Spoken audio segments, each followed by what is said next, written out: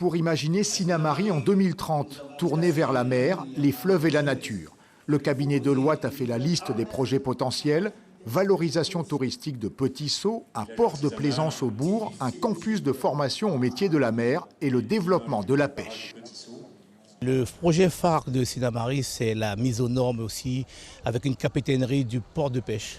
Le port de pêche qui est quand même une vision claire de Sinnamary, où on doit professionnaliser cette profession et faire en sorte qu'il y ait quand même l'apprentissage aussi à nos enfants de la pêche.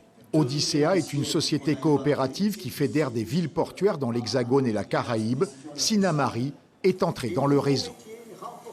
La décision que nous avons prise au niveau du groupement européen Odyssea, c'est de rédiger ce livre bleu qui va référencer la vision d'avenir et stratégique de la ville avec l'ensemble des investissements productifs qui vont nous donner des indicateurs en termes d'attractivité, d'emploi, de protection de l'environnement. Et ce livre bleu, ça va présenter la ville de Sinnamary en 2030 et aller chercher des financements pour présenter au service de l'État, à l'Europe, pour montrer que sur l'économie bleue, la croissance bleue, ici en Guyane, il y a des villes qui sont prêtes à faire des investissements. L'étude doit être livrée dans 2 ans pour un coût de 400 000 €, surtout des fonds européens. Odyssea apporte son savoir-faire à la commune. Odyssea me fournit de l'expertise. Voilà, donc une expertise qui est un peu particulière. Ce n'est pas une expertise qu'on peut retrouver forcément dans les collectivités locales. C'est une expertise tournée vers la professionnalisation des modèles de développement économique tournés vers la mer.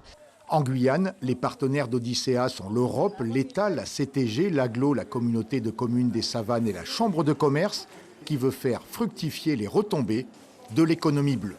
On connaît la Guyane beaucoup pour le tourisme vert. Là, nous sommes en train de mettre en place le tourisme bleu, comme on dit, les croisières. Alors ici, tout ça fait partie du tourisme bleu, c'est-à-dire les entreprises. Les entreprises pourront bénéficier de ça, que ce soit l'hôtelier, que ce soit le chauffeur de bus et tout. Quand on pense bleu, on peut sur que la mer. Ce n'est pas que la mer. Restent de nombreux obstacles, tels la fermeture à la circulation courante de la route de Petit-Saut depuis 18 ans. Sans une union des partenaires autour de cette économie bleue, le concept risque de rester au stade des études.